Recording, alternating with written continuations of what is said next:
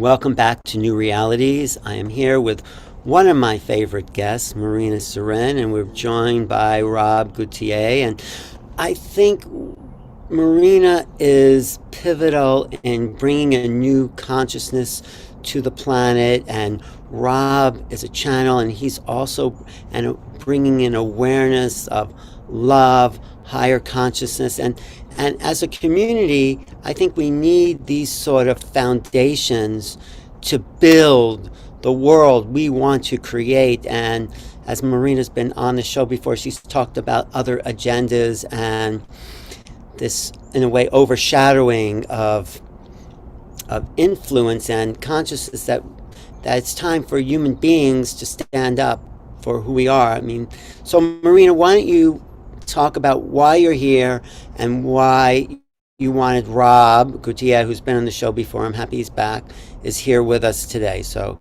go ahead, Marina. Sure, Alan. Well, I'm here today with Rob and you because I think right now more than ever, it's so important to bring up, in the community, more awareness on how to remember that we are humans and how to connect back to that idea of unity consciousness, because there has been so much distraction so far, in the superficial or stereotypical things about the new age movement, and many kind of like glorified teachings that bring us a little bit, disconnect us a little bit from the heart and make us be so mental and logical. And I think that's why it's so important to have Rob Gauthier here today, because he's an amazing person, an amazing friend, channeler, and he's been sharing really important messages lately about that issue, like raising awareness on the fact that maybe we need to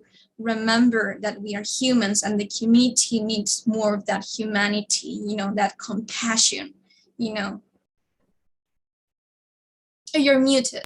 Oh, sorry. Yeah. So you just feel, just before we go to Rob, that you somehow, there's an ET hybrid agenda, which is kind of to take us away from our humanity. And some of the communities go along, and I think what Rob, you're also talking about is how we are ridiculed if we are too human, in a sense.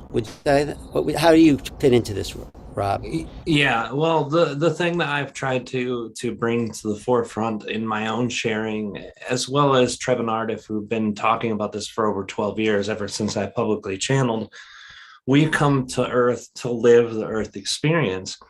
And our community has these beautiful aspects of our community. We have star seeds and walk-ins and, earth seeds, and we have all these different varieties of consciousness from around the galaxy that all come here for the same thing, to live the human experience.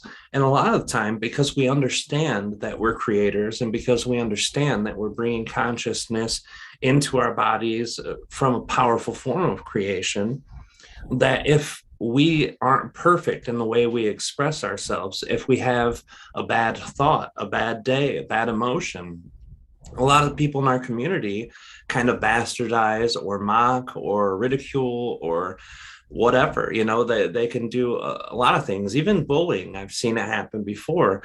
Well, like, oh, you're not being spiritual, you're mad because your family member died, or some insane way off process that we've allowed our community to get to, because we're so focused on the consciousness aspect of the extraterrestrials, the extra dimensionals, or even focused so much on our soul essence. But everything I've learned from Trev and Ardif, everything that resonates with me and everything that my heart feels says it's the exact opposite. We're here to live a human experience because it's hard, because it's full of emotion, because it's difficult, because we have things to face. And we're not meant to do it with grace all the time. We have all the teachers across our community who come and grab a microphone and camera, and they'll sit to you and speak to you for an hour how their life is perfect. They meditate and they don't think bad thoughts. They're perfectly aligned with they can heal themselves with just a quick thought. And I know all these things are possible. I've seen it happen. I've seen people reach a place where they're generally happy most of the time. But when life things happen, when things happen to the ones you love, when people are around, these teachers have conditioned our community to say, if we don't live like they're living, then we're not worthy of being on a spiritual path. And I think that's not just harmful for the teacher teaching that and telling the people that, but I also think it's detrimental to our community in general. You know, the Right. person. I just want to say, Sure. oh, I'm sorry to interrupt you, but I mean, I know you've been open about it somewhat, but you've had a particularly hard time in your family situations and things you've gone through. But that somehow has made you, I think, more spiritual. More. Can you talk a little bit about the benefits of some of that intense human stuff that you have going on? I mean, it's Well, and intense. that's the thing. It's still happening. You know, my son was just in the hospital a couple of weeks ago for a whole week, and anytime you go in there with seizures, it can be a really bad thing. So we're it's not just something that I have experienced, but I came from a tougher life as a younger person. I had my son when I was 19 years old, and when I had him, he was born with some severe medical issues, cerebral palsy. And once he hit about two, I went on a heavy drug addiction. So I had almost a decade of a severe drug addiction. And that's what got me into my spiritual path after I came out of that. But even since then, we have our new daughter. She's had a couple surgeries and a couple of problems that she's had to deal with. Um, Most of my suffering, pain, feelings comes from the ones I love the most and watching them go through their thing.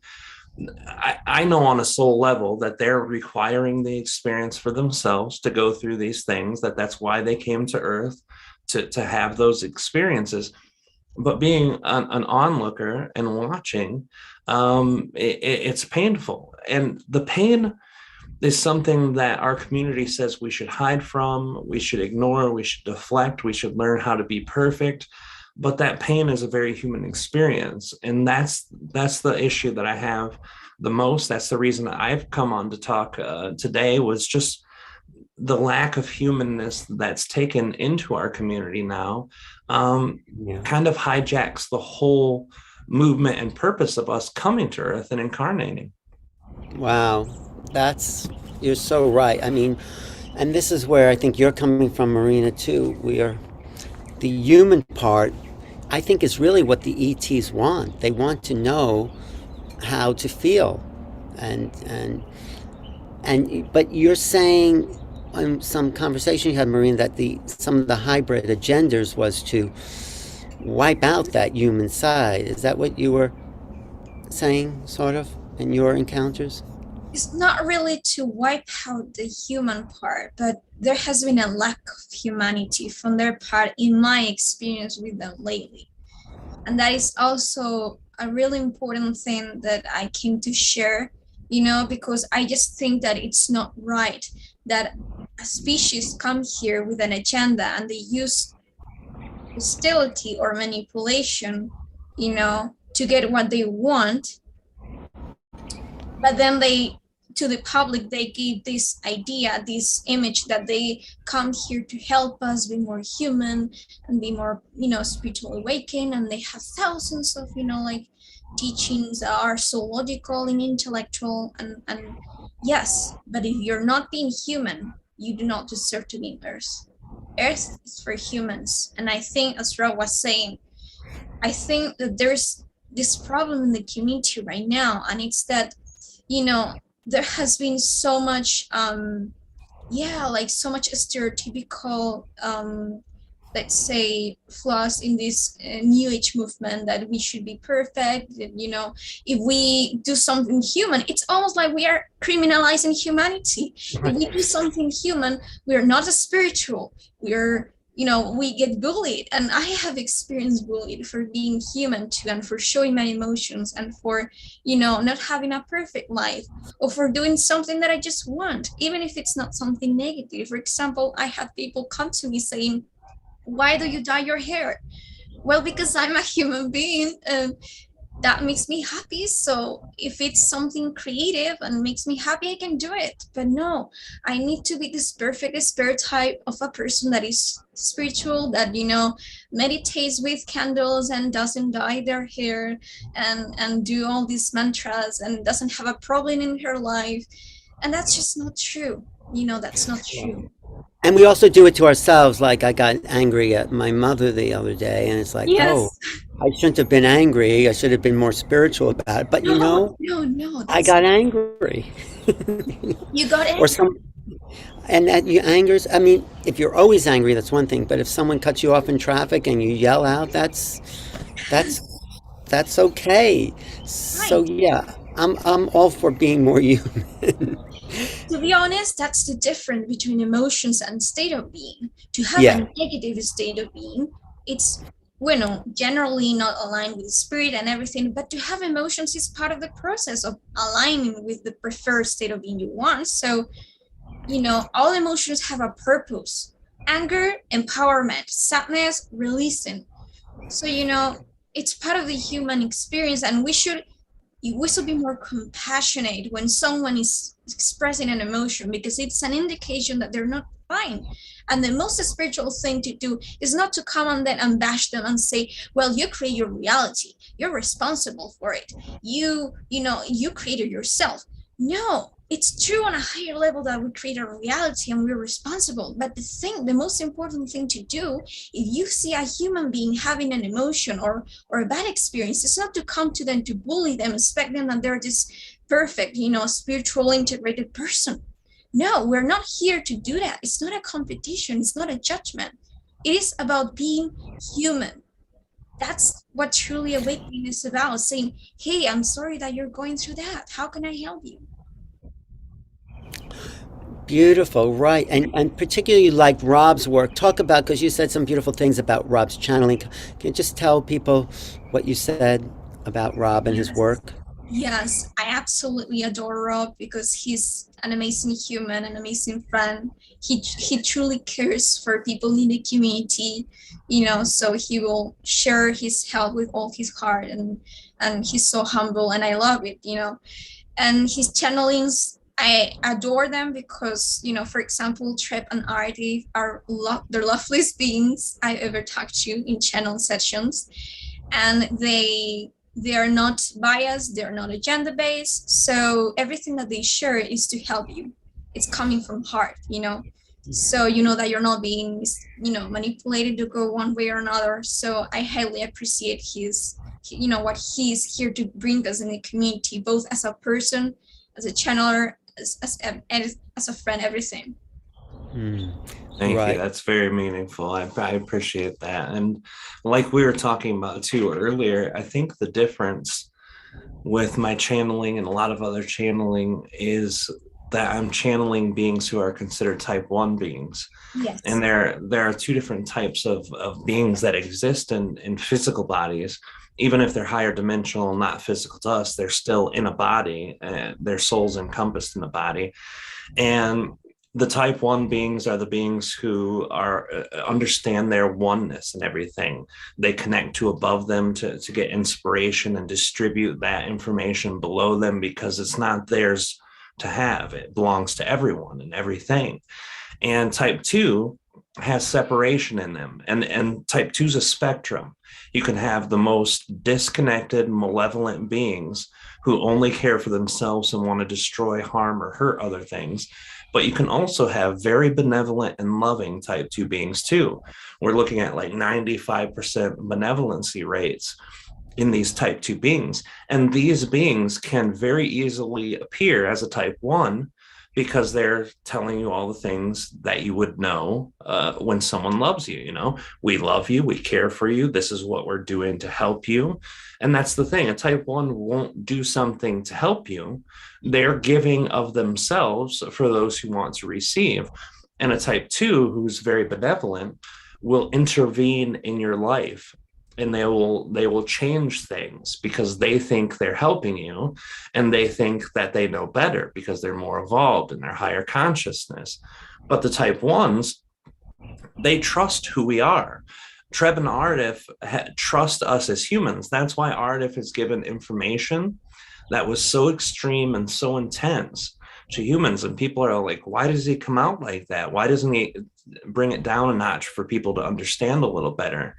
And he's always said, because I trust that you know what to do with the information. You'll take what you need from it. The rest of it you can have later when you need it.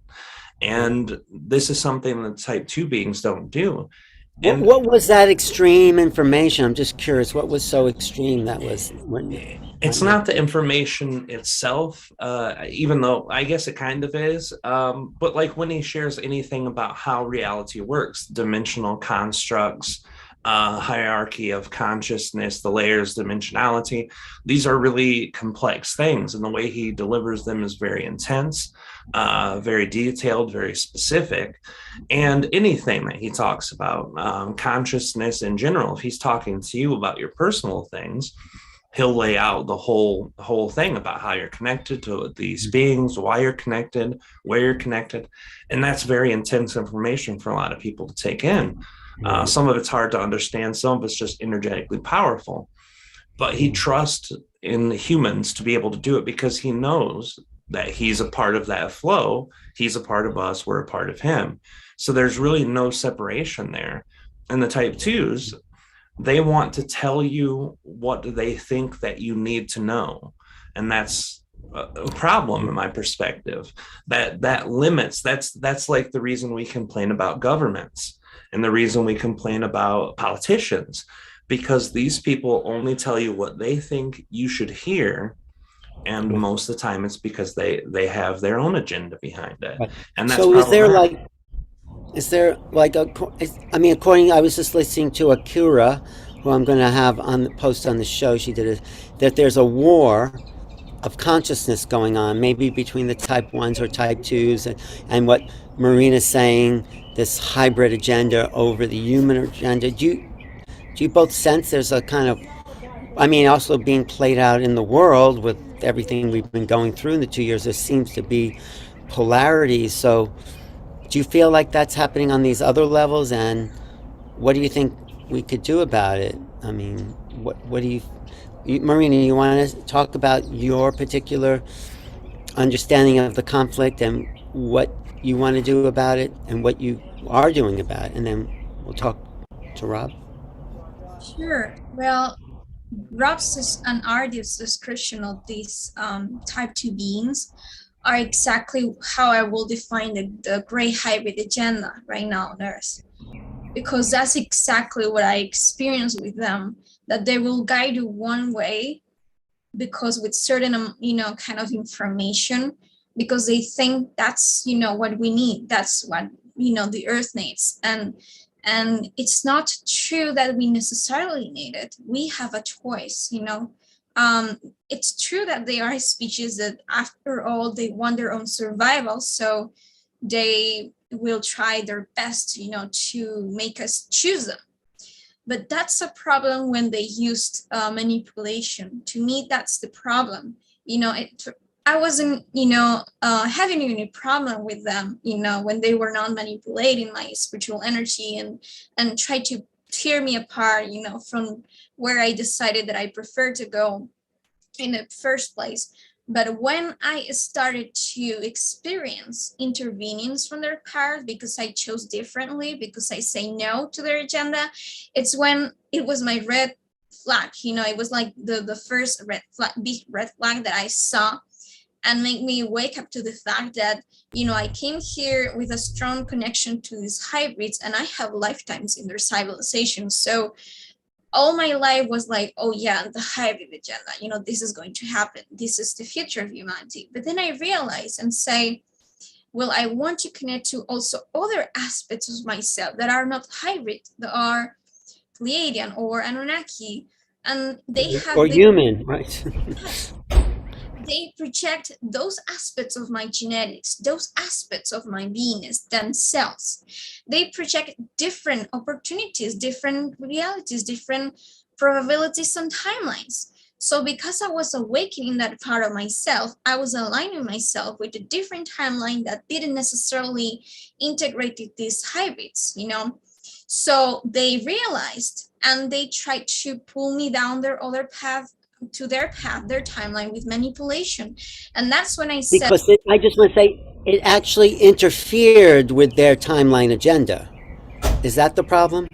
well, they exist in their own, they exist anyways, they live in that timeline. But because of the shift going on right now in Earth, because there's a new cycle of energy, that's why there's wars in terms of consciousness and groups and everything, because what happens here influences their timelines, in a sense, in one way or another, because right now there's like a divergence and convergence of many different stories, different energies of many different star systems that are aligned with Earth.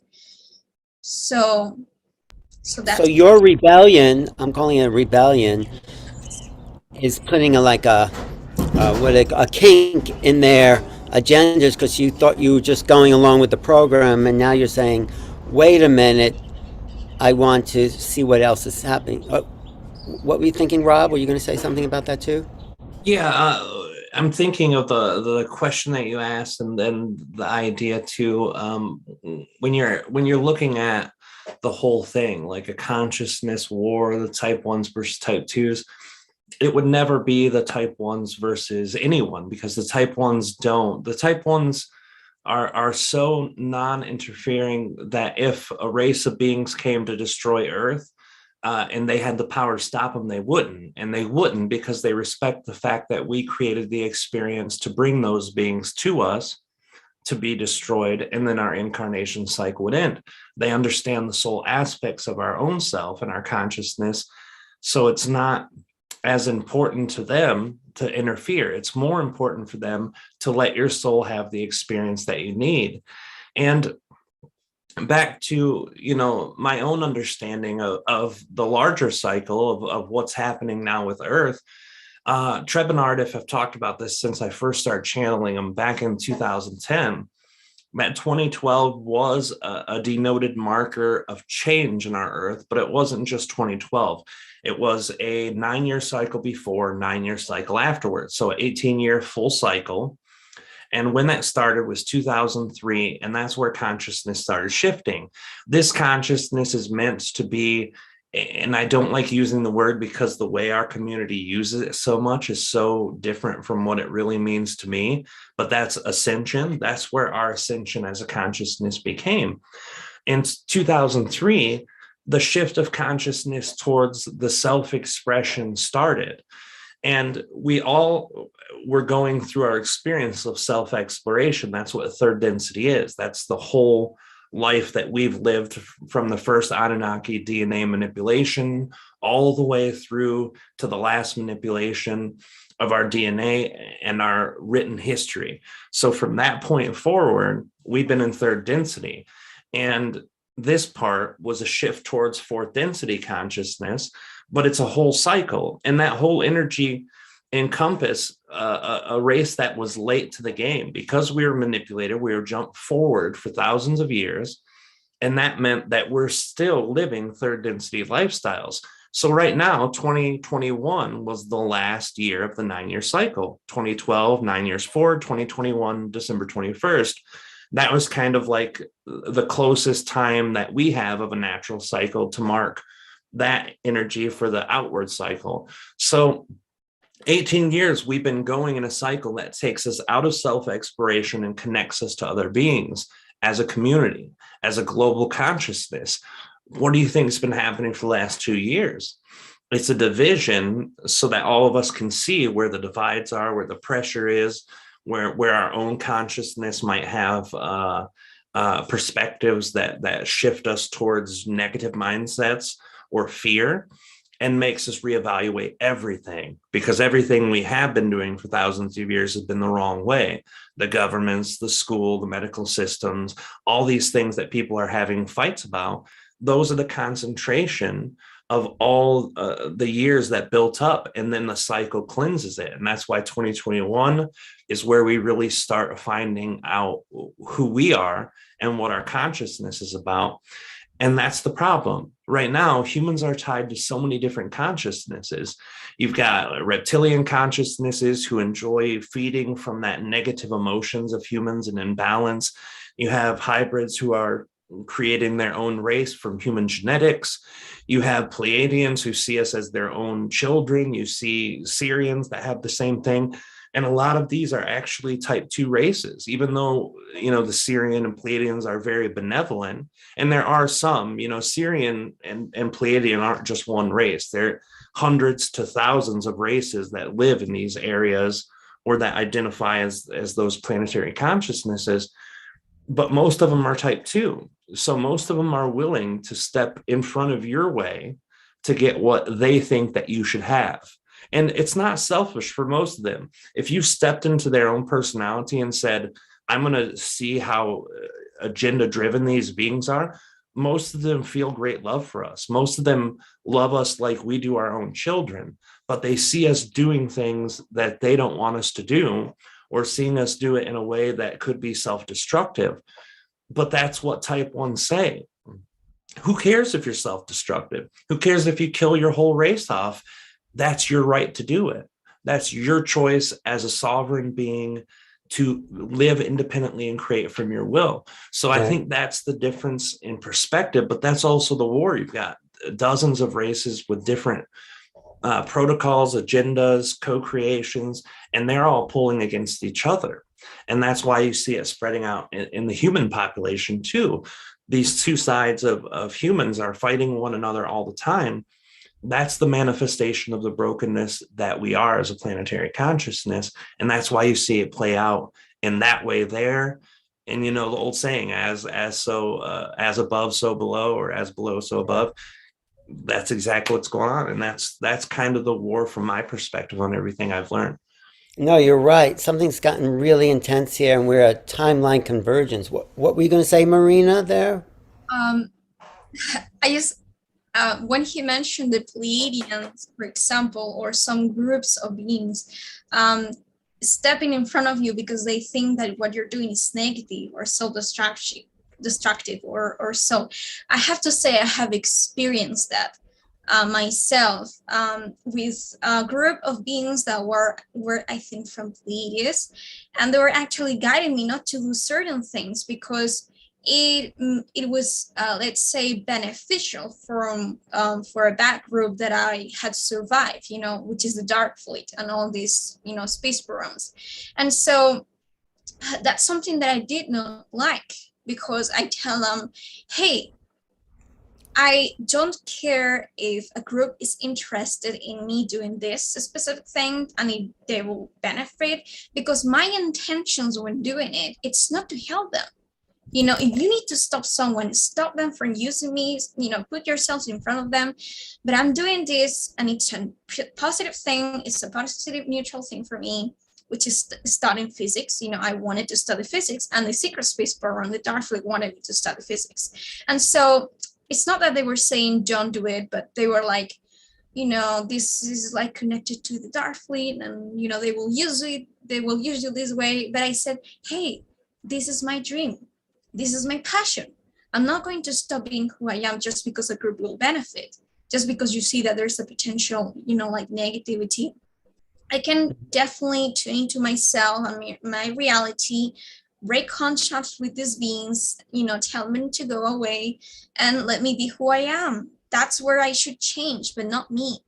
So I highly agree with Rob that type 2s will definitely look like they are and be eventually really loving and really like worried about Earth and everything, but sometimes in a way that is way too much of an agenda, almost like an overbearing parent who says, don't do that. And it's like, no, it's my life. I want to do what I want to do. And I think that blends a lot to the New Age, because we have this super this mentality of right versus wrong, of dogmatic mentality, like this is the right thing to do, this is the wrong thing to do. And I think the New Age needs to kind of like let go of that judgment a little bit and become more self-responsible, more like, responsible in the sense of like you eventually choose what best suits you for your life, you know. Yeah. It's But weird how our community is always saying that, but when it comes down to having a human emotion or having a human experience, then you're automatically wrong. You Yes. know, I said something about one of my kids and something they were going through, and I didn't even say what it was specifically. All I said is sometimes you have to remember those that you're creating with, that you love, they have their own manifestation and you can't change that.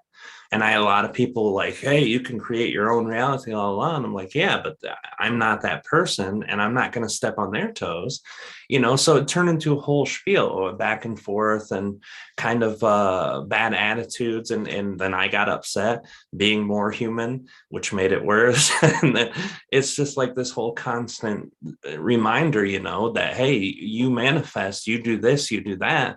But then when it comes times to remember that on a global level or dealing with extraterrestrials, instead of us as humans looking at these beings as equals, like Trevor Ardif will tell you, you know, I'm no better than you, no bigger than you. I've just had more experience than you. And that's why I know more things than you do. We look at them as gods and we praise them and we put all of our own power into it. I've seen people who listen to channeling, and if they hear some channeler say, this is what you should do with your life, they will do everything. I've seen some channelers talk about specific diets or specific routines, and people will shift their whole life to fit that. And I'm not saying that it's bad to take advice if it resonates with you or if you feel like it's going to be good for you. We get reflections from advice from everybody, people, ETs, everything. But to live only off what they say, like they're a Bible itself, it's turned it almost into a religious energy. yeah. And our community always kind of jokes around about Christians and stuff, but we've turned these ETs into our God. You know, the Bible is the channeled message or you know, whatever way, telepathic communication with ETs instead of listening to our own heart's desire. And I think the moment I really fell in love with Treb was back in 2010 or 11. I was doing a book with a guy and he found a quote in there and gave it to me. And I'm in trance when I channel, so I have no clue what's being said until I read it back. And this whole quote said, and I don't remember the exact quote, but to sum it up, you know for yourself what's best for you. Your higher self is a part of you. It knows what's best for you. So follow your heart and you'll never be led wrong because it's more right than the longest living and wisest entity in the universe for what you need. And when I heard that, I was like, oh my God, that's amazing. That's what we need to remember. I think that's what Marina's saying. There's something about the human feeling, which I say is different than the stuck emotions of routine people have. People emote and they get stuck in emotion, but the feeling sense is what's happening moment to moment in our human existence. That is, the soul is registering, and we need to listen to the soul, whatever that is, and that is your highest excitement. That's one good thing somebody said. And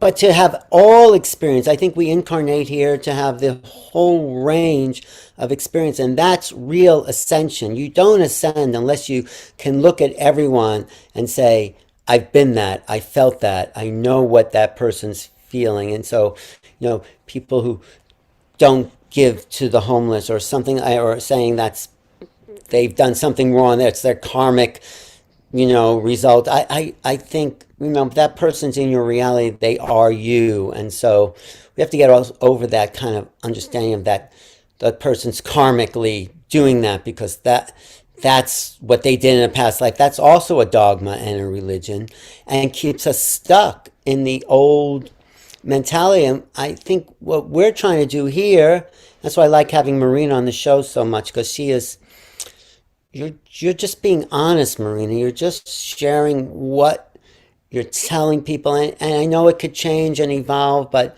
you're showing us the process of your own awakening, and I think that's really great, beautiful, and you know, I know you look a little sad now because you know, it's more than just doing your own free will, you're actually being interfered within your consciousness by these beings. And that's, you want to talk about that a little bit, because that takes it out of a whole other, yeah, I don't want to just do what they're saying, but they are impacting your consciousness with their influence and manipulating you in a sense. And that's the Starseed rebellion. That's why I'm calling it this, because do you want to talk about, because that's a difficult situation I think you're in when you're don't even know what your own consciousness is true. I mean, except you're being guided by, I think, a higher level. So if you want to share, please. Sure, definitely. I mean, this is something that I'm having a lot of conflict with because of what we were talking actually, that in our community we see these ETs as the ones who know it all, the ones who are right, and the ones who, like they have this crystal ball, so they know what's going to happen, and we should just pay attention to that. And so all these years since my awakening, I've been strong supporter of the hybrid agenda, because I came here with that strong connection. The hybrids, I have lifetimes there, and I Well, love what them. is the hybrid agenda? Sorry to interrupt. What is the hybrid agenda? And then continue. What is? It's a long story, but the grays are basically a parallel negative timelines of humans, in which, summarizing, they destroy their own version of Earth, and they damage their genetics via a lot of manipulations, eugenics, etc. And so they went back in time to, let's say, take human viable DNA who hasn't been damaged, who is still having the potential to ascend up to the fifth density and up, to eventually save their species from extinction. And giving DNA to them, for me, was fine.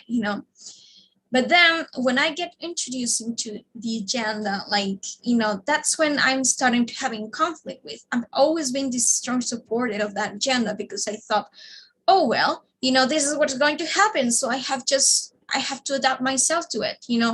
These children are coming, and that's the narrative they say, that the children will come here, will land, and then they will live with us and coexist in this planet with us, and then we will blend together in terms of society, and then our children will mix with them in the future to create hybrids hybrids with hybrids to eventually become the sixth hybrid race, the ultimate race. And so all this narrative, it's what it is, a narrative. It's one timeline, it's one possibility for humanity. And I'm not saying that is right or wrong. And that's the point. That if there is any human that resonates with it, it's their choice. Do you resonate with the hybrid agenda? It makes you feel excited about it, about yourself being here, go for it. But if you're not, don't believe that that's a factual thing, that narrative is going to happen, just because there are many channels right now telling that message, to humans, this is what's going to happen, because that's the easiest way that those beings can manipulate us, sharing a narrative as a factual thing, as if it was an inevitable future, as if we didn't have a choice. And that's the thing about human awakening that I think is so important. I think we need to wake up to the fact that we do have a choice, that we have these beings as guides and teachers and everything. So it's fine to accept their help, but we can also say no if it's not what we prefer.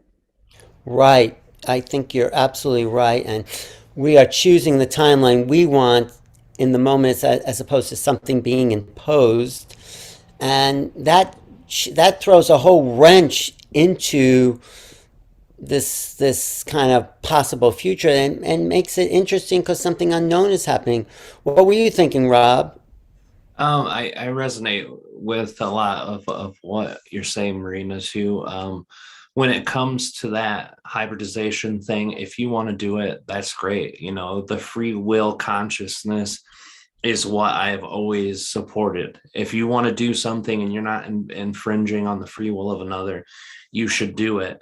When it comes down to it, the beings who exist, it's really weird position for me as a channeler. who brings in consciousness from extraterrestrials and extra dimensionals. I love my guides. They're like family to me. They're literally closer to me than most every human alive. And I feel deep connection with them. But that doesn't mean that everything they say I'm going to accept or feel great about. They tell me all the time when I'm having a hard time in my pain or when I'm going through a hard, they tell me the cause of it. You know, hey, you've got this belief here that causes you to think this way, which causes it to repeat, which causes you to suffer. And I accept it. Okay, sure, that's fine. And then they say, well, if you want to do that, you can do a lot of different things. You can either stop being so close to the people you love, which is what the Buddhist way, which will take you away from your heart, or you can do, retrain your brain. But I don't listen to everything they say. And people always say to me, having access to that pipeline of information, you should always be able to find problems out. You should always solve your issues. You should always be happy. But that's not true either, because I don't like suffering. I don't like pain, but I love the relationships I have. I love the people in my life that I have. And even if they're a part of that feeling of suffering, because I see them hurt, so I hurt, all that tells me is I'm doing really well on my empathy, that I'm feeling the heart of another being so much that I take on that pain when they're feeling it. And that's the thing we all have to do. That deciding factor has to be ours to have. Right. I just want to throw out one more thing, because in my interview with Bashar, and I think a lot of people, I love Bashar. He's given the planet beautiful teachings. He's laid out a real powerful understanding about how to live in the most joyful way, which is really why we came, to have joy, follow our highest excitement, live in abundance. And so I asked him in this interview that's gotten almost 500,000 views on YouTube, about the abduction, about, the Greys have come, taken people in a way against their conscious free will. But I asked him about that. He goes, no, you've made an agreement to do that on another level. And I said, well, what if I didn't really want that to happen? And he says, you did. And so other people have said, yeah, maybe other people have abductees say, yeah, they didn't agree consciously, but because they went through the whole abduction experience, they are actually benefited from it and happy from it and evolved from that.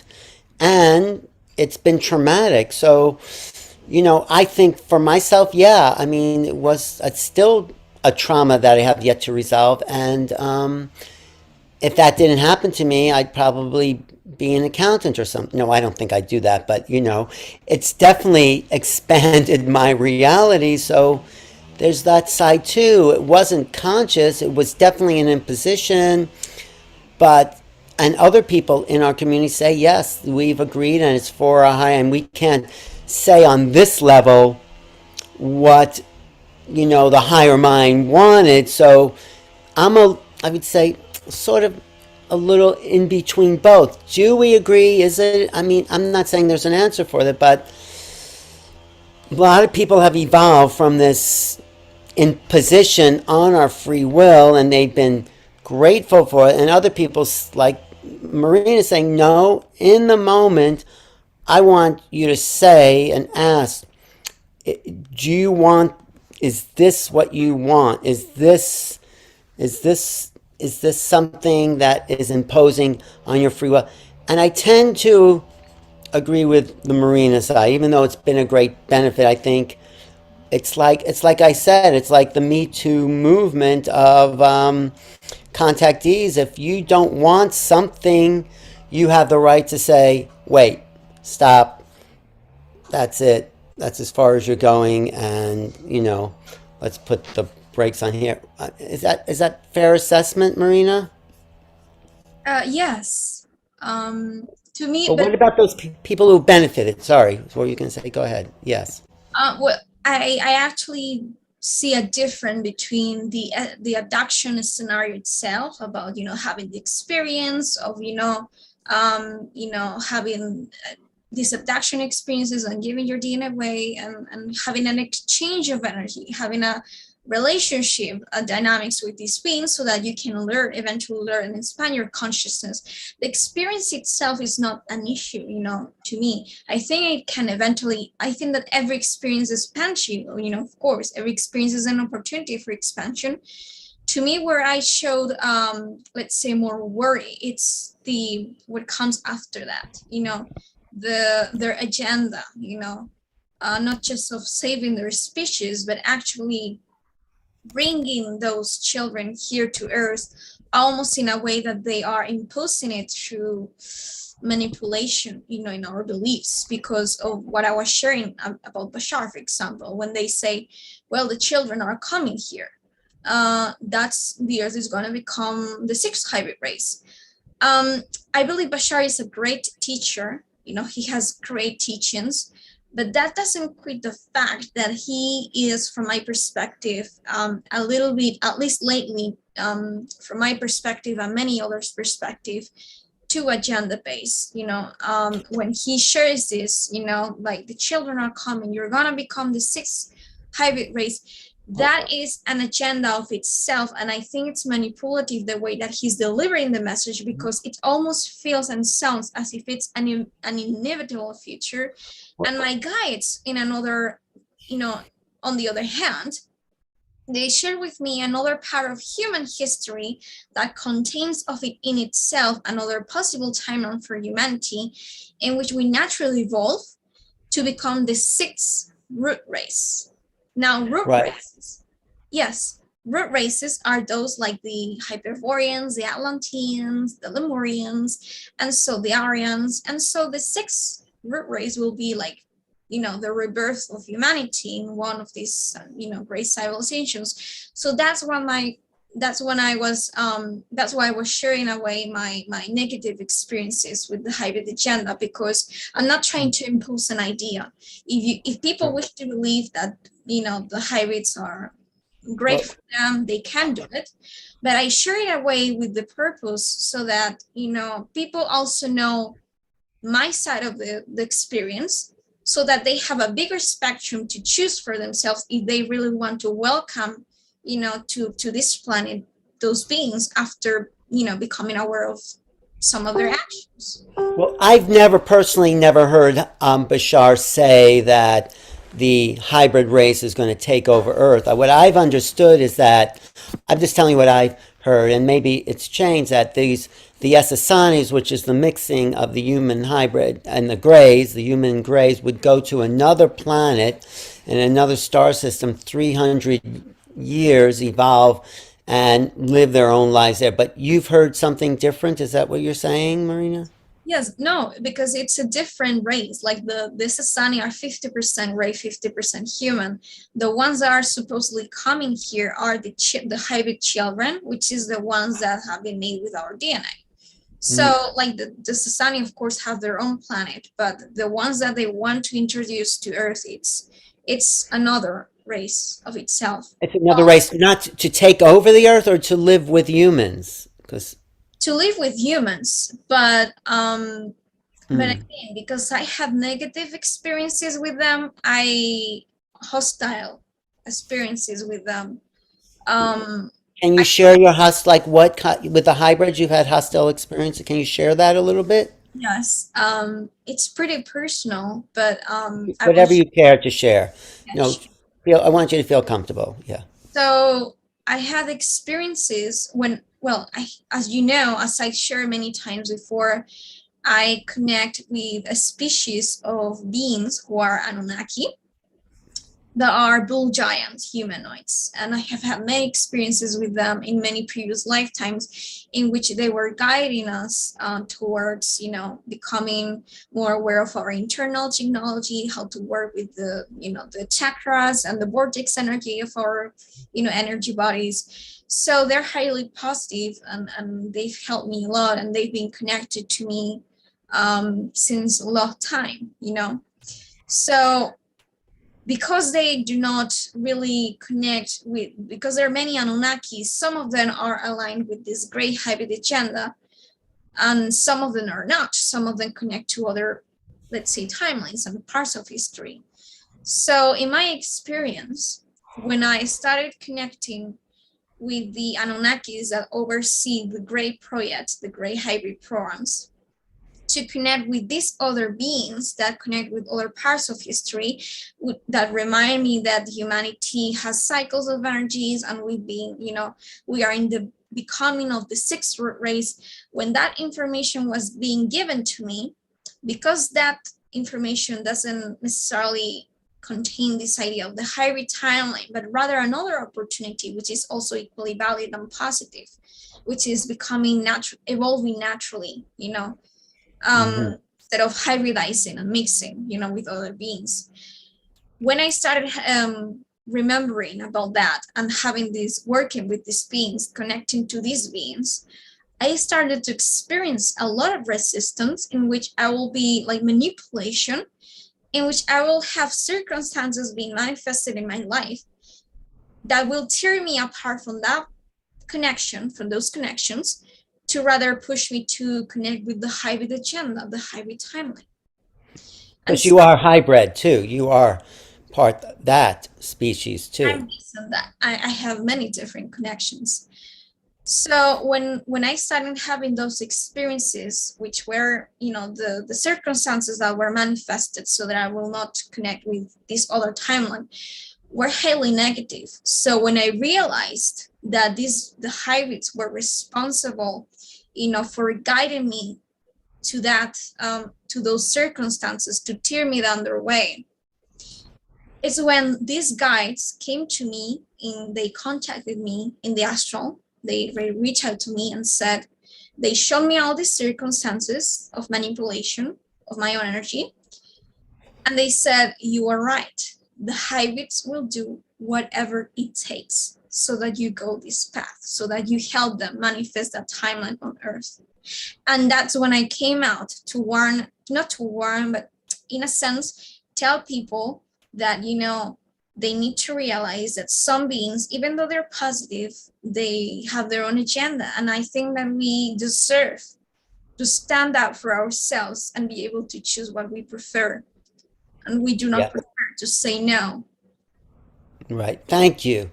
No, I think what you're doing is breaking the hypnotic hold that we have and given to these ETs to control our destiny. I think and that's the conflict we're in. We're here to control our own destiny. Rob, you were going to jump in and, share. Because I also want to know, who are the beings you're channeling? Are they ET beings, and what's their perspective on this discussion? Well, the beings I channel the most are Ardif and Treb. Treb's benevolent humanoid reptilian hybrid. He's a reptilian animal that was mixed with future human DNA based in Capella from the 5th density. Ardif is a 6th density humanoid. They call them the ancient Pleiadians because they lived in the Pleiades and then moved over to Deneb, where they are now. And he's a 6th density being. The free will aspect of everything, that they've always spoken as free will is what reigns supreme. As long as you're not infringing on others' free will, then you should do what excites you. Now, when it comes to the hybrid program, this is also a different place for me to be at too, because Treb and Ardif have talked about it many times. They've connected people with their hybrid children. They themselves communicate with beings who are both hybrids and who are in hybrid programs, but they also perceive the other side of that. Earlier you asked the question, does your higher self agree if it's traumatic, if it's good, or even if it's traumatic, is that good? And I think from Treb and Ardif's perspective, they would say absolutely, your higher self agreed to it. Your higher self agrees to everything that you do when you come to Earth. But I think the way that people see the higher self is a lot different than the way that Treb and Ardif have shared. The higher self is like 80% of your consciousness. It's outside of your body. It's the part of you that connects you to the oversoul, that connects you to the greater universe. So the higher self is like your bodyguard, or not your bodyguard, but your door guy at the club. he's the one who, or mine is a he, obviously. It's the part of you that connects you to the higher consciousness, that allows that co-creation. But a lot of people don't understand the lower self, the lower fractal consciousness, the part of us that is us, that we know. We're the ones that drive the whole bus. Our free will, our decisions, because we're here in the physical reality, we're the one that dictates and drives everything.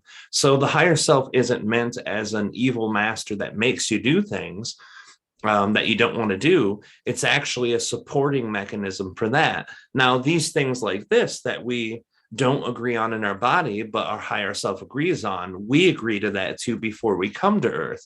Sometimes it's for that reason, to have the experience that gives you the enlightenment, the connection to your hybrid kids, or because we needed a trauma in our lives to set off another way for us to grow. Each of us are so different in the way that we grow and experience. We have to have a certain way in, because my spiritual path, we were talking about this before we go on. I'm the only channeler I know who's channeled as long as I have professionally, who's been introduced in the community, in the larger community, with some of the people who've been doing it for 30 and 40 years. I'm one of the few people who have done that, but I'm the only person out of all the channelers I know who have made it successfully and done it for such a long time, who have kids. A lot of newer channelers have children. So this is something for me. The hybrid program thing has always been weird for me. Treb and Ardif connect with beings who are hybrid children. They talk about it. But when I was told that I had hybrid children, I had that same reaction, like, whoa, I really don't want to know any more than that. And that's very weird for me, because with my human children, they are my life. If something happened to them that made it impossible for me to channel, guess what? I'm not going to channel anymore. And I've met channelers who've left their children, who did at one time have children, and then just dismiss their children completely. And I could never do that. That's something for me that is Why is it complete. different with the hybrid children? I guess because they're not. Yeah. It's because I didn't say, hey, I want to have a kid, or didn't have a decision in the making process. My human part of me hasn't nurtured them from birth. And I'm not saying I think it's bad for other people. I'm saying for me, I didn't resonate with it. Even though Trevor and Ardif told me I have hybrid children, I never bothered to check up on them. Well, when I was given my hybrid, I think it must have been mine, and to put in my hands, it was, well, I was woken up in the middle of the night. I felt this little thing on the inside of my thigh 3 times, and then it kind of was a dream state. I was given this little being, had eyes like Marina, but it was much more, it looked to me like a deer though. And so I said, this is weird. I could not relate at all to it.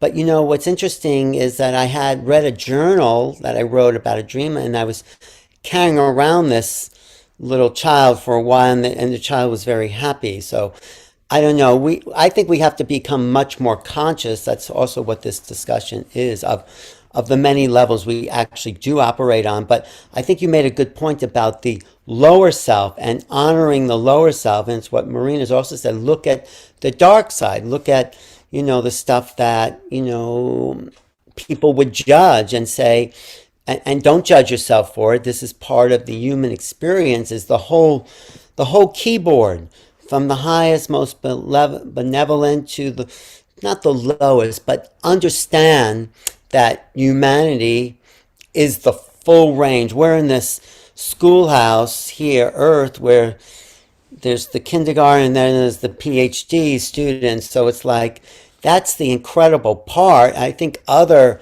dimensions and planets don't have the full range, and that's what's so fascinating about being here. I mean, yeah, it's great to be with enlightened beings, and I think we're evolving there, but imagine the whole keyboard. And I think that's real ascension. We don't ascend until we acknowledge the lower parts, the lower chakras, and integrate them into the true sense of the overall being. Are you okay, Marina? You're looking a little sad. What's going on, Marina? No, I'm not. I'm thinking. What are you thinking about? I'm curious. and if you just would. processing like information about my experiences and in relationship to what we are discussing.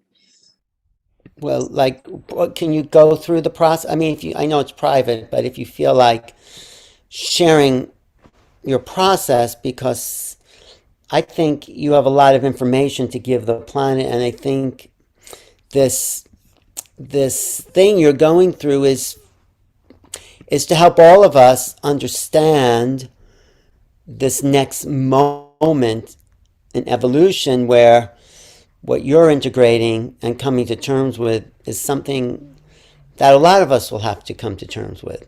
How to deal with these beings and influences of consciousness and stay true to ourselves. So I'm just wondering what you're going through. Yes, well, what I'm going through is exactly what I was sharing about this inner conflict with each end that I have. Because I've always been like this person that was like all about saying is this and that, or you can do whatever you wish. I thought that eventually, if I will never resonate with the agenda, I will be able to just remove myself and say, hey, maybe leave it for another time, or connect with other people that might feel excitement, to connect with you. But it Mhm. wasn't my experience. My experience was that they have a lot of resistance in letting me go. So they had to eventually manifest these circumstances in my I will not be able to go my That's preferred. okay. Yeah, I understand. But what if well, I don't know, what if you could, it all comes together where you accept the hybridness and you honor the humanness, and the whole world starts to honor the human feelings and integrates this next level. Could it be possible that there could be not an either or, but a both and? I don't know, but I'm just asking. I just think that it should be rather like all about free will, as we were Right. I, talking. Like, I totally agree with you. You well, have, with it should connect with it. If it's their excitement, people who doesn't have to be able to go to their preferred timeline if they are not resonating. So but then what's the conflict? If you say, no, this is my free will and this is what I choose, is that, you're saying they still won't leave you alone? Is that what you're saying? yes, that after I said I didn't want it to align with them, I still had have them reach out to me, try to make me connect with them. They were showing me like the babies, like almost like please accept them, like they were showing me a future in which they will give me the babies, and I will have to take care of them, and I don't wish to raise those children. I really, Right. I agree. So you're saying no. This is no. Guys, leave me alone. I am saying no. So I think if you really, I think they're asking you to be strong in this and say, look, this is what I want. This is my choice. And you guys find some other hybrid guinea pig to harass. On a bigger picture too, Yeah. if you're thinking about the larger picture of the thing, too, Marina, you can have this experience, even though it's tough, even though your human part of yourself is looking at this in a very difficult way. This might be an experience that's also being reflected back to you, because originally you did have that resonance. So there's some part of that energy that had your heart for a moment, and maybe that was the idea of being a mother. Maybe it's the idea of connecting to the childlike energy. Maybe it's the purity of children. Whatever that energy was that initially caught your heart is still a part of that experience, and what it's reflecting back to you, in my opinion, with your desire not to integrate with that energy and not to be a part of it, but still getting that resistance back from them. There's probably some part inside of you too that just hasn't figured out internally, like on a soul level, not a human level, on a soul level, how to integrate that part of what you didn't love with it without having all the strings attached energetically and without having to interact with entities, because entities that are type 2 or who don't care for the free will of other people, it is a very difficult thing. That's what we deal with on Earth every day. You said earlier too, Alan, that school of large, the whole keyboard of things. Yeah. One of the things that was heard a long time ago when someone asked, why do so many ETs focus on humans? It's because the spectrum, you have everything there at once. And the example that was given, you can have a human murder someone in cold blood and then go home and kiss their child that they love with all of their heart, who they would do anything for. And you have that inside of one human being. Those were the Nazis, those are, the people that do those things and ask for, I know, and you make a great point, but Marina, I think what I get is like, well, what someone says in the chat, Nicolette says, these are not human children. They're only partly your children, for one thing, and you will have them if you children if you desire that. And are you afraid of completely letting go of the alien thing because it's a piece of you that would miss that, or like? I'll just tell you one story that happened to me. I was it was a dream, always in a dream state for me, but I was on the ship and I was walking around and I kept touching my third eye like that. And then I was too in control of my own mind, and I got the message that no, they can't work with me anymore because I was overpowering what they wanted me to do by touching my third eye. And a part of me missed that, like, contact them, but a part of me was also free. So I'm just saying to you, Marina, maybe you decide, look, the relationship is over. We've had a great time. Sorry, but I'm going my own way. That kind of thing. I mean, stand into your power. Yeah. Yes. Well, Robert made a really great point.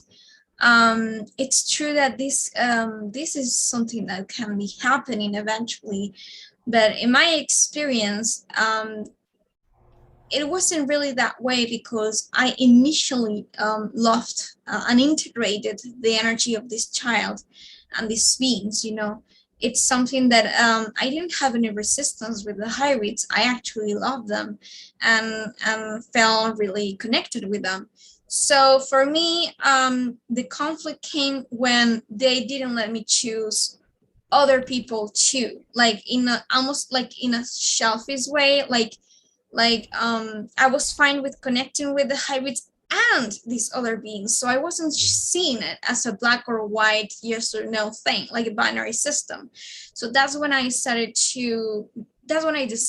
that I didn't want to do anything else with the hybrid programs, because I think they need to learn as a species that if a being wants to explore more aspects of themselves, that may guide them eventually to another timeline that doesn't include their plans, then it's fine. They have to just accept that, Well, maybe you're teaching, maybe that's to get more powerful and be happy with your choice as your highest excitement, because obviously the human part is now in a way as exciting as the hybrid part, or more exciting, because it's and just stand in that, and maybe that's a teaching for these beings.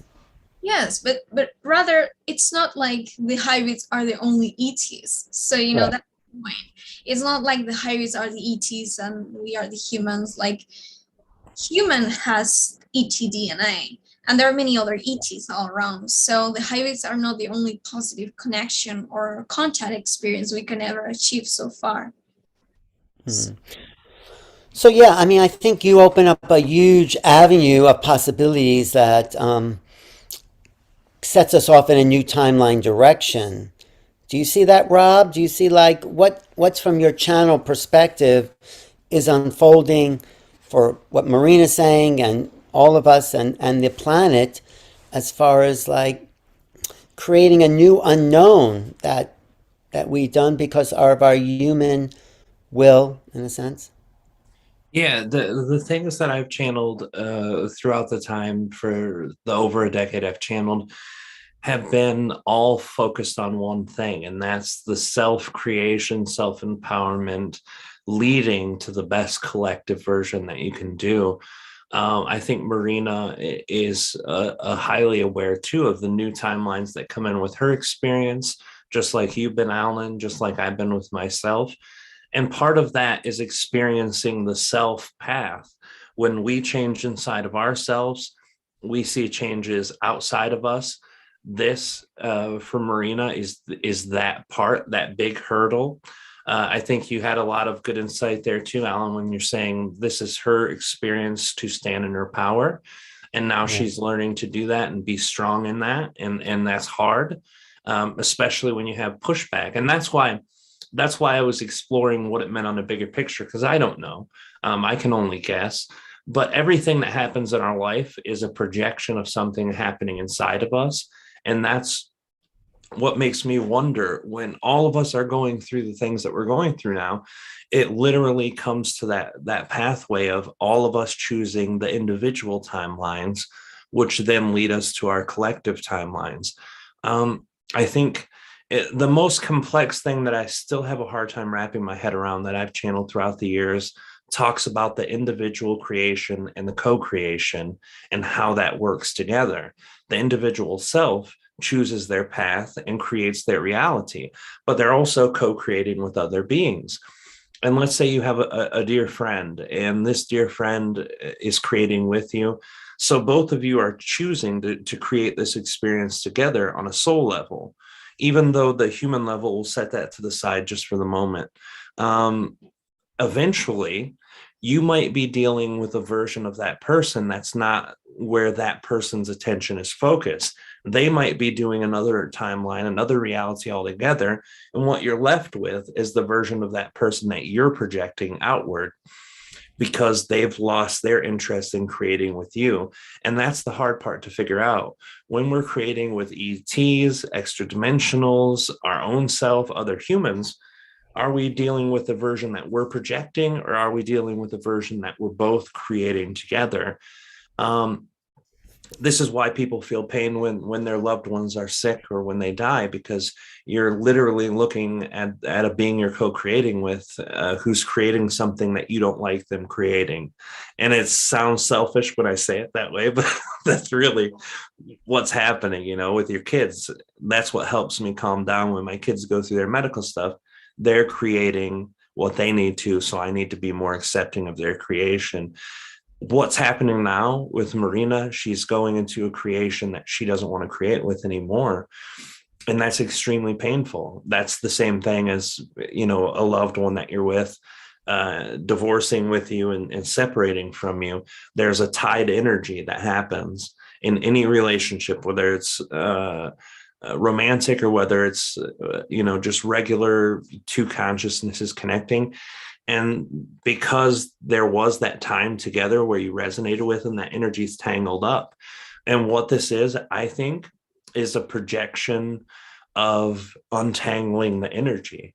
It's a micro to the macro of you getting back into your own energy and being sovereign by yourself, and having the ability to choose a different form, a different timeline. Right. Yeah, and I feel for Marina because she is honoring herself. I mean, this is why I like and support her work, because she is choosing to honor herself. And it's like people saying, no, you can't honor your own feeling. You have to do what we want you to do. And I think it is about grounding. I said that in an email, some or text to you, that when you ground into your body, the embodiment, and I think for women, they're more grounded to the earth because of the womb connection. Grounding into your physicality will give you more power to to connect to that human and meet these beings on equal ground from whatever their agendas are. But it's grounding into the physicality, into the totality of the self that gives us power as human beings, gives us just emotional and spiritual power, the incarnation. Does that make sense, Yes. Marina? Yeah. Yes. How do you do that for yourself? I'm just curious, what's your process of grounding?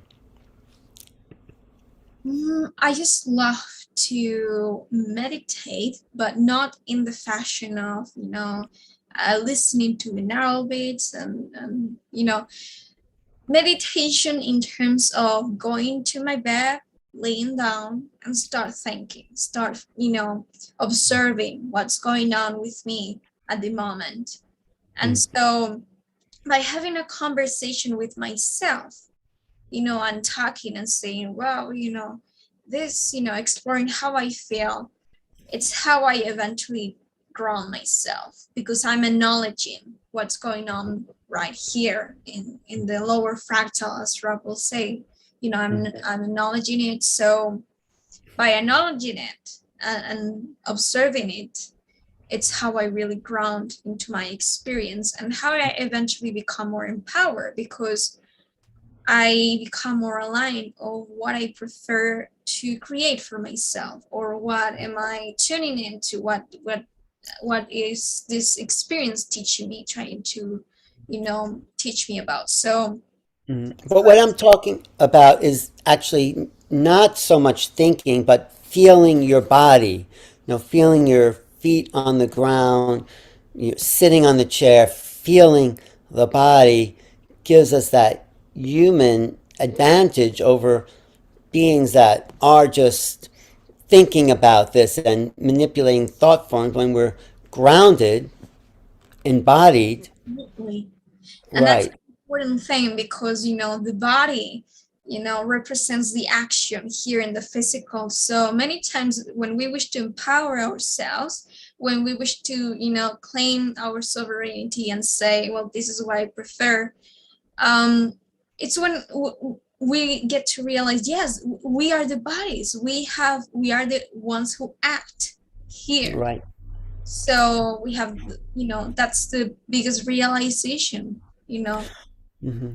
Right. No, I think that's a good practice. Like Qigong helps me, or even exercise, running, biking, that's me, my process, but it's different for everyone. But I think Qigong is powerful because it connects the higher and lower, because it's like a moving meditation. It can be. So just something to recommend. But I think you're gonna, when you get through this like internal struggle, because it just looks like you're sad, I have to say, and I'm sorry about that because I know you're a really joyful person. But as you get through this, I think something else will open up, and maybe a solution that none of us have talked about will start to come online. And it's interesting you're interested in physics because physics is the study of the material world in a sense. So, well, everything is physical. yeah. Materiality is just a part of it. Mm-mm. Yeah. But I think the grounding, the embodiment of the human is part of the ascension process. I don't think you ascend without the embodiment. That's not ascension. So, yeah. What do your people say about the ascension process, Rob? Mostly what was talked about ascension on that level was the 18-year cycle, 9 years before, 9 years after. We're already like fourth density consciousness. We're living through the third density experience until we can feel the fourth density experience and embody that experience. But before we can get there, we have to go through our human experience and come to a peace with it. And we can't go to peace with our third density experience unless we go through all of the human things, the acceptance of our humanness, the embodiment of our humanness, the connection to our humanness, but also how to treat others with humanness and treat other humans equal to ourselves. The one issue that we all see in the collective now, think like I think, or you're my enemy. This is the reason why this is happening right now, is so that we can learn to stop doing that to other people, because we've been pushed for thousands of years to divide ourselves between races, religions, countries, all of these things. And now there's this gigantic divide where only people, majority of people, land in one of two groups. You're either this way or you're that way, which is a step up. And even though it doesn't seem like it or feel like it right now, it's a step up, because now you have Christians, New Agers, and Muslims coming together for a common purpose of believing in one of two different things. And that's Right. huge. Yeah. No, that's good. No, I think that's a really good point. So has this helped you at all, Marina? You have a lot of people in the chat supporting you. I mean, has this, I mean, I think there's, looks like there's still some inner conflict, but have you gotten anything from bringing this out in the open and discussing it? And what can people do to support you and their own, conflicts that they might be dealing with, like a Kruna, did you, Krua. She's having a similar issue. She's a starseed. Do you want to listen to some of that, or is that a whole other thing? We could do that on another show. Yeah, If you sure. sure what? Which Well, part? but it definitely helped me, to come here to share and listen to your perspectives. I do agree with Rob's perspective a lot. Is how would you sum it up, Rob's perspective? I think it's about, first of all, the free will aspect, Mhm. the not dictating to people, well, you should do that, well, you should do that thing. Then the issues with the community that I was, also really aware of, which is the, bashing and bullying because, Right. you're being human, which is the main reason why I'm here, to be human. Yes. So yeah, and then of course the pattern, in which he explains that everything's a reflection of our inside world, which is true. So yeah, I Mm. agree with you and with Rob. So do you feel like what you're going through is a conflict internally, but you're also representative of a timeline divergence that's maybe happening now?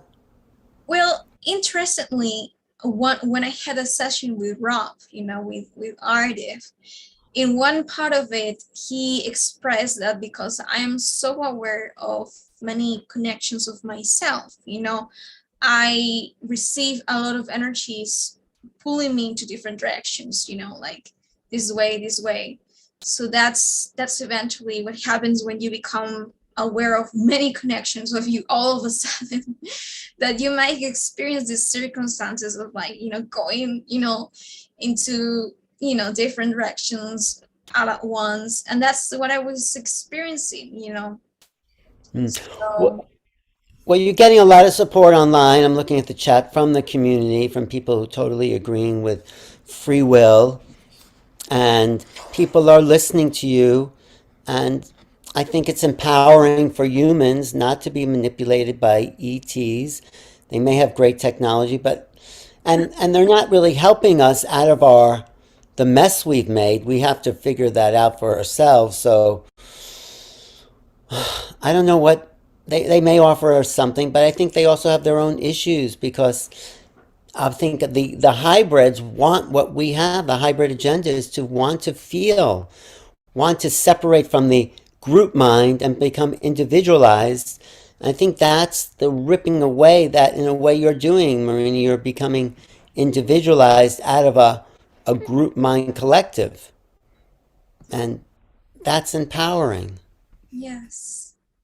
So, but it's a balance. We are both left and right brain, the collective and the individual. So somehow the earth has to come into balance. Each of us have to come into balance. It's the inner and the outer. If I'm on the computer too long and I just I forget that there's this infinite world inside me, just as much as there is out there. And it's like, that's when I remembered that the other day because I was just doing lots of Zooms and on the phone and editing. Wow, there's this infinite world just in, right? I mean, it's, what were you thinking, Rob, there? You looked like you were agreeing. Yeah. It's this has been a great chat too on all the levels, and you guys have reflected a lot of stuff for me too, in my own experience. And it is the inner world is bigger than we ever care to really think when we're in the human life perspective. And it's really Yeah. important too to find balance. I think that could probably sum up everything that I feel resonant with is balance. You look at the world in disarray, the left, the right, the this, the that, the blank, the other blank. And those things are usually the far ends of the spectrum. But where I found my inner serenity goes right in the middle, right in the center of everything.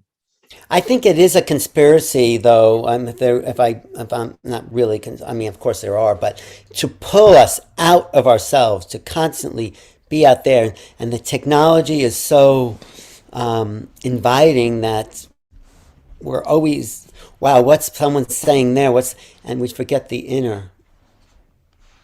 Yeah. And I think that's what you were saying, Marina, about the meditations where you're dropping in, and and maybe that's what's so disturbing is that you're getting consciousnesses inputting into your own private world. Is that what you're sort of saying too? This disturbance of your inner world?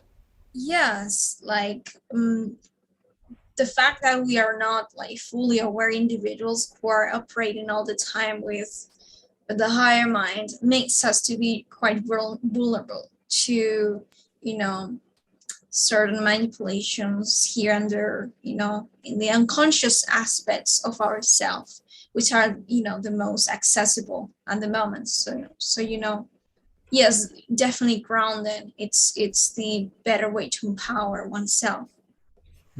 So, what can everyone listening to this take away from what you're, because we listen to each other to share experience, and then, oh yeah, how is that part of my experience? So, I'm thinking, yeah, for me, it's like, oh yeah, I have a right to express my free will. And even if people don't like it, it's like, okay, that's my choice because we're all sovereign. That's the sovereignty movement. But what do you get from this discussion, Marina, to tell other people who look up to you because you are so unique and have come forward? What would you like them to get out of this? I think that what people should summarize from this is that we are having right now a really tough experience as a collective. We've been really vulnerable and really for a long time to manipulation, but also not just because we are unaware, on higher levels, but because we are criminalizing the idea of being human. We Hmm. are separating from that which makes us who we truly are, that essence that makes us. And I think the community should stop creating dogmatic limits, beliefs on perspectives on how this spiritual awakening should be. What should you believe? What should you do? What is wrong? What's right? I think we should start to become more human, to become more empathetic, to start judging ourselves as if awakening it's a competition of who is more evolved, who's more awake. Because I'm telling you, when I started my spiritual awakening, I was shocked because I will have people argue like in a battle, like, oh, like, oh, you say that, you see, you're not so spiritually awake. And it's like, but I'm not competing. It's not a competition.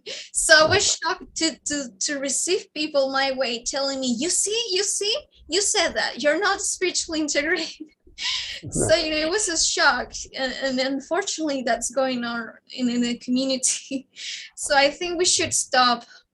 I think we should stop, Yeah, compare each other and rather support each other, and also that's really great. important thing, just one last thing, No, please, anything you want. Yeah. make a balance between intellectual, spiritual, metaphysical teachings and the heart. Because I know we all know these teachings of like you create your own reality, it's all your responsibility, or you're projecting. We know that, and it's true. I support it because it's true. It's the mechanics, the dynamics, of reality. But we should make a balance between that and the heart space, so that if we see a person crying because they have a negative circumstance in their life, instead of saying, well, you created it, you're responsible for it, so deal with it. we we we send them that message, but after we have come to that person and say, hey, what's wrong with you? Do you want to have? I'm sorry that you're going through it. I'm sure you can feel better about this. That balance between being human and being, Right.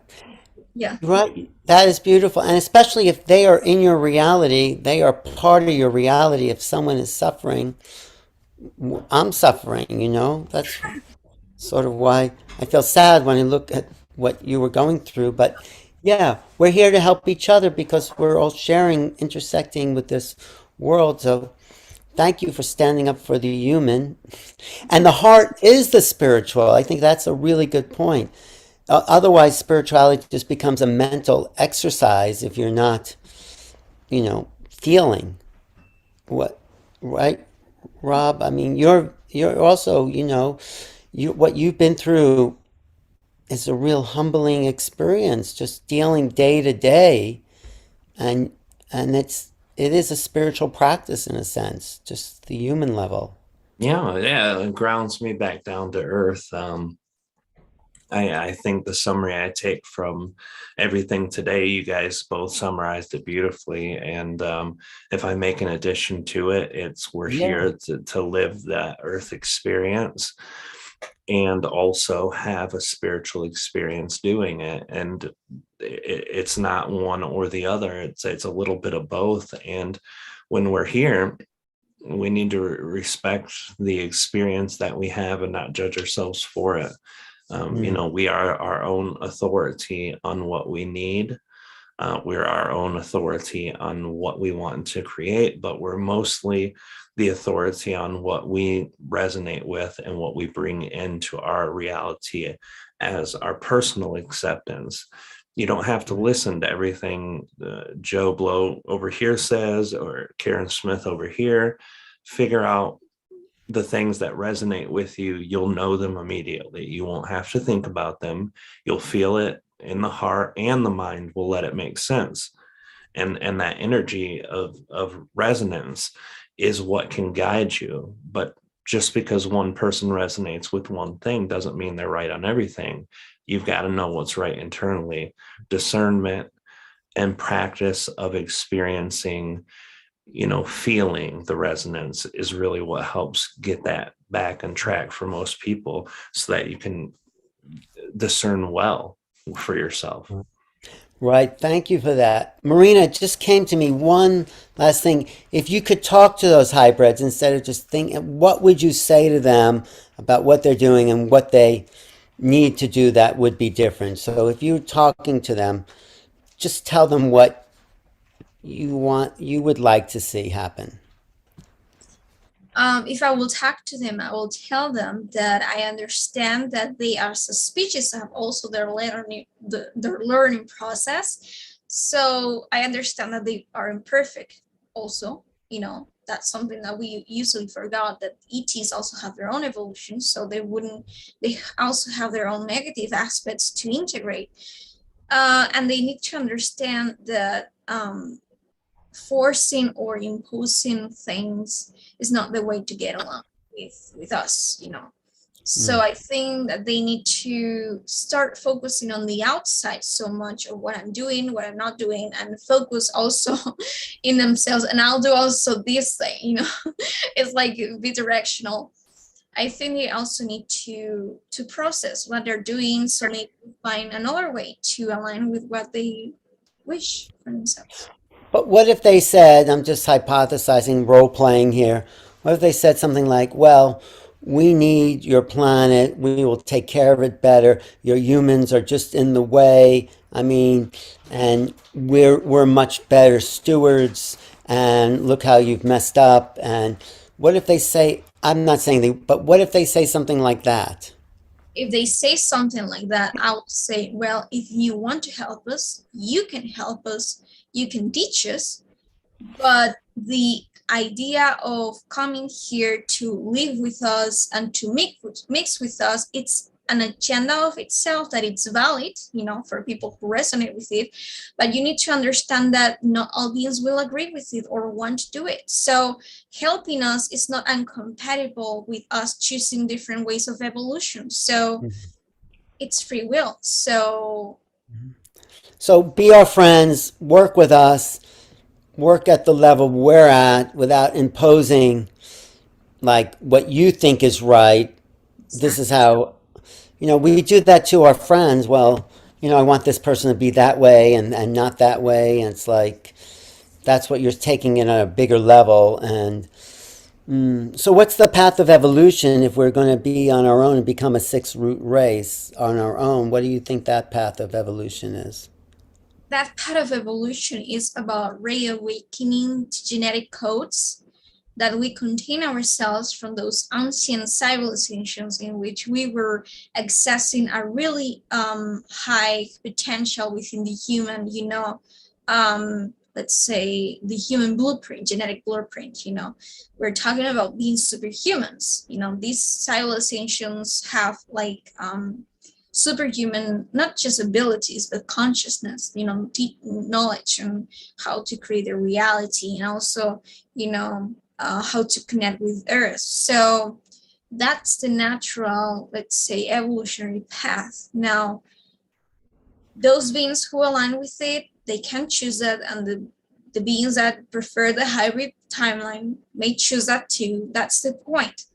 That there is no factual choice. There is no factual, event, like inevitable future, like you're going to be hybrid or you're going to be this. There is a choice. So the message, I think the most important message to highlight in that of agendas, it's that you can choose. You can choose the timeline that is more aligned with your preference. I think choose and trust that embedded within the greater mind are these ancient codes that will activate the six root rays and bring us to where maybe the hybrids themselves want to be, but they don't. It's about they're not trusting we could do it, and I think we can. We can. And maybe you should teach. Will you teach a course about that? Activating. I mean, on maybe Portal to Ascension or here somewhere about tapping into the ancient neurological possibilities that are embedded within the human being. Sure. And we're getting assistance from not just the hybrids, but thousands. I think that because there has been so much, let's say, of a boom with the hybrids in the community, people forget that we're getting assistance from other species in becoming these, better version of us, in ascending or evolving forward. So it's not like a binary, let's say, system, hybrid or not. We are already hybrid. So I think it's rather like, if we want to connect and get assistance, it can be from either hybrids or Pleiadians or reptilians or Lyrans. It can be whatever race. They are not the only ETs out there. So you don't think there's a war going on like Akura says, or do you think there is a dimensional war? There is a dimensional conflict when it comes to lineages, and there's many people who's being aware of this, like also it has to do, Phil Gruber talks about lineages, and he has like amazing complex information like on all these different lineages of humanity, and the more that you listen to him, you understand that we are so we have so much connections, we're so hybrid, then you understand, you comprehend why we do have these spiritual battles and conflicts, on these different layers, going on right now. So We're here to work through that because I think there is a moment where we can move into a new future where all those timelines converge. What do you see, Rob, for the future, for evolution, for getting through this impasse? I think it's going to be an individual and collective path. I know personally, I've channeled several times a version of us, a future version of us that leaves Earth and goes to Beta Leporis at Nihal. And that specific timeline of us didn't go through a pandemic. They went through a near meteor hit, and that was their impasse. So literally, there's infinite versions of us through different impasses. But even if we take this impasse and go, there are so many different ways to do that. The genetic things that we have, part of our evolution is unlocking those, and unlocking those in probably the easiest way, in a longer sense, is by being your true version of you and living in that moment without worrying about what comes next all the time, or without trying to form your story of what's behind you is what you are now because of the past. That's what fourth density is about. And the more we can embody that, the more we turn on those markers, the more that we open our genetics, and the more that we become the next level. But I think, it's going to be some time before we get there. A lot of people say, we'll be able to teleport ourselves within a year. You see different dates given every month from these different sources. But I think it's going to take us as long as it takes us individually to find our true selves. And when we find our true selves, then we'll be put in the timeline we need to be put in to see the collective the way we need to see it. No, that's great. And I think we're moving towards that. So, Marina, are you feeling, I'm sorry, we're going on a little bit, but these things just keep coming to me. Do you feel like you are, with this movement towards the human, that is the highest version of yourself? Is that what your higher self is saying? That part will be, that's why you're doing it, because that is the highest. Is that right? You know what I'm saying? yes, definitely. I think the highest timeline or path for anyone is to simply align with what feels more exciting or joyful or attractive to them at the moment. So they shouldn't That, do anything just because the outside is putting pressure to them to do it, or because someone tells them is the right path to go through, but rather because they truly find like excitement, like love within their hearts. so don't submit to peer pressure, even if those peers are ETs, I think you're saying. You Yes. know, that's it. That No, was so well I, said. Yeah. well, it just came to me. It's like it's just a reflection of what we're all going through all the time. We had some really great comments on the chat. Thank you all for being on the chat. Nicolette and John, of course, John West, thank you so much. And yeah, there's a lot of people who are standing with you and standing. Ask Marina why the ETs are so elusive and don't disclose themselves. Um, well, what do you think, both of you? Why do we have to, you know, live in this invisible world uh, and not, because a lot of people still doubt even the existence of what we're talking about here. So, I mean, I I think think my answer though is we need to shift in order to include whatever these ETs are as part of our world. They're not in the 3D world that we know it, but there's, like Marina's saying, they're influencing on consciousness level. But what's your answer, Marina? Well, yes, that's what's going on. It's that because we are not fully integrated, and there are many unconscious aspects of ourselves, they know how to reach that out to that aspects of the subconscious so that we might go one way or another. So I think by becoming self-aware, we reach out to that level of, self-empowerment. Self-aware. Yeah, self-aware. And then we have our platform to meet the others, but you know, the unconscious thing, well, just have them show up and then we'll believe you. But I think it's an internal thing first, and then what do you think, Rob? Yes. Um, yeah, I think the type ones don't show themselves because they know we're not ready. They're not going to impose their free will. I think a lot of races have shown themselves through hybridization programs, through telepathic, but to come down onto the earth and just say, hey, we're here in a ship would be too jarring for too many people. And even those who might have a malevolent mindset, or those types that are more benevolent than malevolent, but also want to help us by jump starting us. I think that that's where the conflicts come in. I think other races prevent them from doing that. So there's a lot of reasons we haven't seen them face to face. But if you look, there's enough evidence throughout to show you that they've been here. I mean, even if you want to argue the military, everything you see in the sky is military. Well, I mean, we barely had jets that were flying past a few hundred miles an hour when there were crafts being seen everywhere, breaking sound barriers left and right. So, I don't go along with that at all. That's yeah. disinformation, and you have to be discerning. So, Rob, how can people find you? You give private readings, you give your own channeling workshops and talks. How do people find that? Yeah, etwhisper.com is the website. We have a Patreon under the ET Whisper where we do a couple monthly things every month.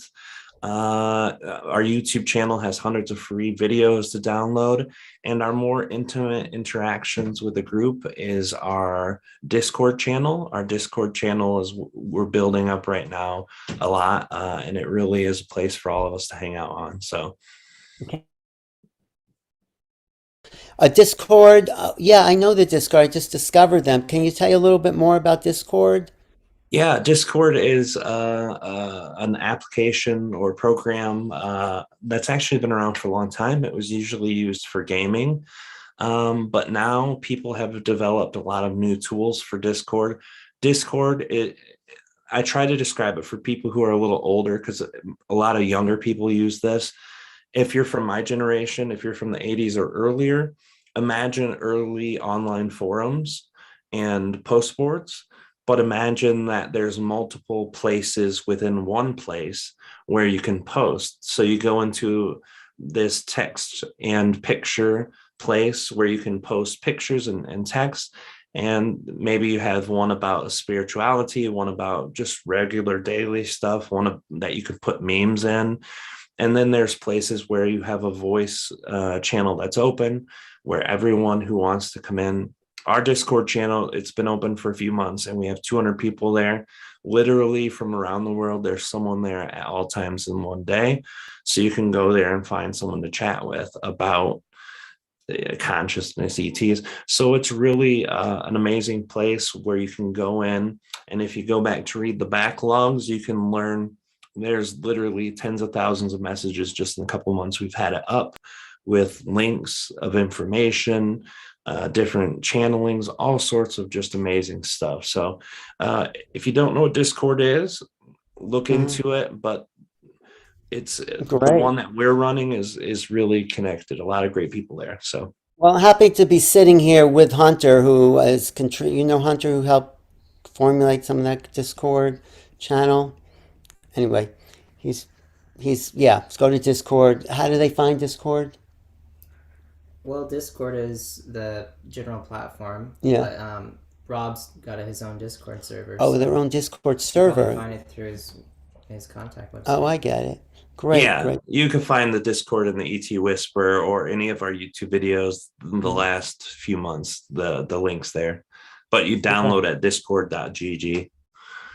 Great. Thank you, Rob, for being here. And Marina, I know you're doing a lot of things. You're like becoming the hot guest star in all these podcasts. And actually, I'm going to play an interview we did a while ago on BBS Radio tonight at 9 p.m. Pacific. The first Discerning the ET Agenda one I'm going to play on my YouTube, on my BBS / New Realities. But what's up for you? How can people find you? We're still hoping for a U.S. tour this summer of you, meeting the people that really support you. So tell us, are you doing private sessions? Are you doing your private art portraits for people?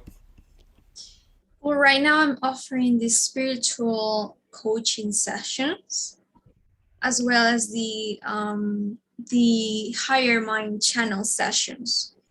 So if many people are also complaining that if they click on the services they don't see anything, they have to message me through the email, that the contact form. So yeah, my webpage, there is the services that I offer, which is www.marinaseren.com. So that's how they can find me. Well, you're going to be very popular. I really feel like, your message and even the conflicts you're going through are important for people to hear and watch your evolution, but the evolution of the collective as well. So I think that we're welcoming you to come out more, channel more through, because some of the early shows we did, you were actually channeling and getting some information, and I welcome that as well. Maybe a channeling session with both of you would be great, because I know, Rob, it takes a while to get into that state. So let's do a channeling party here at some point. And I'm you're open still, to doing that. yeah. Too. And you're still doing the art portraits of people. If people want their ET portraits done, you would do that, Marina? Right now I'm not, because I have a Okay. lot of studies. So Oh, is this your college studies, you're saying? yes. Science and physics and all that? No, it's 3D animation. Oh, 3D animation. Great, great, great. And in the Well, future, join physics career.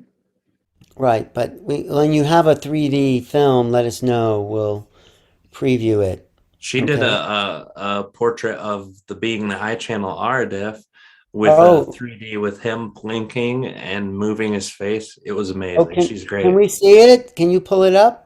I don't have it on this laptop, Oh, so I can't pull it up. okay. Marina might have it on hers. I don't know. Do- Um, If it's, I yeah, mean, I just want to show off your work a little bit, but you don't have, if you can. I've got a still shot of it. well, yeah, maybe in the phone. Oh Oh, yeah. I have no well, battery. I'm making you a co-host here. Okay, there, let's see. I mean, it's okay, but I do like the art that's coming out of the. I Oh, can send you the file on the yes, Oh still wait, shot too. here. let me make you a co-host there, Marina, too. Okay, I know I saw it looked like. Anyway, if anyone wants to pull something up on the screen. Oh, okay. I can share the screen too. Yeah. Um, Let me open the picture again and then What were you share. looking for, Marina? Were you looking for one of those pictures too? Yeah, it's fine. I think he found one picture. Yeah. Oh, I see. Who is this? That's Ardif, the ancient Pleiadian from Dinav. Yeah. That's who you're channeling. Yeah, that's the sixth density being I channel. Treb's the other one I do. Most of my recent stuff that's been public has been Ardif, though. People are drawn to him very much. So, Marina created that. Would you say this is a pretty good portrait? I mean, when you Absolutely saw, amazing. did you describe it for her, or did she just tune in and do this herself? She tuned in. There's been a couple arts that have been out there before from it, but Marina tagged into that pretty well. We gave her a general description, but she honed into the energy beautifully. So, this is a sixth density being. Are they still physical in sixth density? Not in our physicality, but in their own experience, yes. And it's not the same level. Densities are described differently by different races. A lot of people don't know that. A lot of people have said law of one, sixth density. It's not the same as that. They consider sixth density the last physical manifestation, the one where consciousness becomes mastered. It's a mixture of where the heart and the um, the heart and the wisdom come together. So it's the last stop before non-physicality. And how were you able to create this, Marina? Did you psychically see this or what? Well, I already saw pictures, I mean, other artworks, of artists done by other artists, and he also handed me a description of the being. So it was like a combination of that and my own energy being put in the process, like my own. And what do you think the physiological reasons for the eyes to be like that? I mean, why they have eyes like that, like cat eyes almost? I've never asked them. I know with Treb in his race, it's reptilian, but it seems like they have a humanoid lineage, not connected to felines, but it seems like their development ran almost parallel to what the feline archetype did. Their second density animal, because if you really want to know how they evolved, you kind of look at their second density self, their animal self, and they had a like a blue skinned without any hair, like a bare blue skinned animal. He said the closest in our earth that we could kind of connect it to would be between a lemur and a meerkat. Right. So Yeah. that's where they evolved from, the type of entity. Marina, what were you saying? No, I'm just impressed. Oh, but when you created this, Marina, did you get a communication from her in kind of that connection, that vibration? I think you said her. It's a male. Oh, it's a male. Yes. Oh, is it? Oh, it looks like a female. Sorry. It will. But Everyone does that. did you get a communication though? I got information, but it wasn't like communications as to like words. It was rather like energy, being exchanged. Okay, great. Well, here you can unshare. Great, that was great. That beautiful. So that's what you might still do that again if people want that, and after your studies are over. Great. Well, thank you, Marina and Rob, and marinaseren.com. Is that the best website? Yes, Marina? Did I I'm lose you? sorry. I Oh, you I just said marinaseren.com. That's your website. Yes, that's my website. And um well, they can also contact me through my Facebook profile in my pages that I have of art. Right. And I have a whole playlist on my new realities of some of the shows we've done together. So thank you for being here again. And Rob, etwhisperer.com, is that yours? Yep, that's me. Right. And thank you. Thank you. I think we covered it. I think there's more to say, and we'll do more. We'll bring some other people into the conversation that, like, I think Akrura would be good. Geraldine Orozco would be good. Maybe Phil Gruber himself, if he's open, allows us to, be with us. But Yeah. and thank everyone on the chat for being part of this, because it was really stimulated a lot of online chats. So Yes, I think well, Phil would love to share a lot about about lineages, specifically on that topic, because he knows so much. yeah, I always ask Phil, where do you get your information from? And he never tells me. He said, "Oh, it was when I was living in your apartment." He said to me, and I was like, "Really? You got it from there?" But anyway, yes, I'm excited. Thanks, Rob. You're doing lots of great work out there, and remember, it's also about being human. So that's the Thank you. best part of us. I think that is a great part of us, the feeling human being. Yeah.